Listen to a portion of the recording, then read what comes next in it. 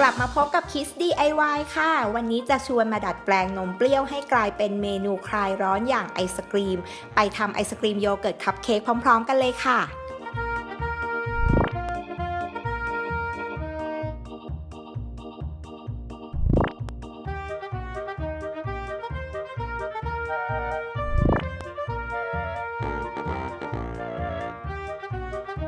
เราจะเริ่มจากนำเยลลี่นะคะไปตัดเป็นชิ้นเล็กๆก่อน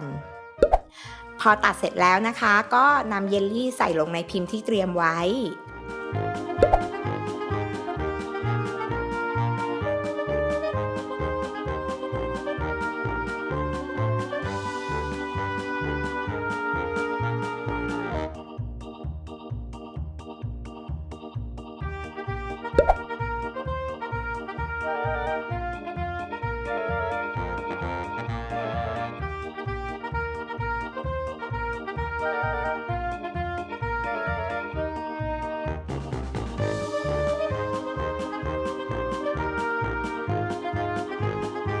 เสร็จแล้วก็เทนมเปรี้ยวตามลงไปจนเกือบเต็มพิมพ์ค่ะ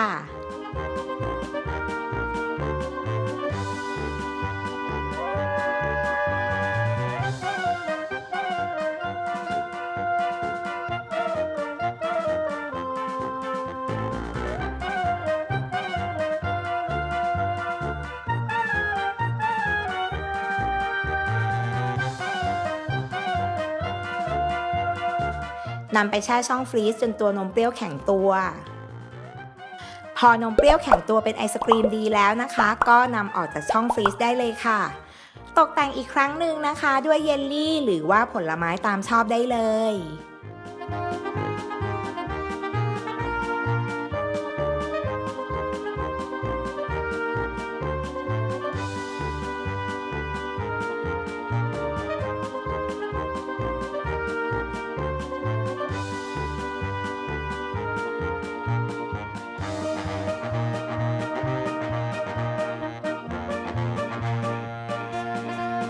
คลิปหน้า Kids DIY จะมีเมนูอะไรมาให้สนุกกันอีกนะคะกด Subscribe Kids Kitchen เอาไว้แล้วก็อย่าลืมกดกระดิ่งอัปเดตคลิปของเราด้วยนะ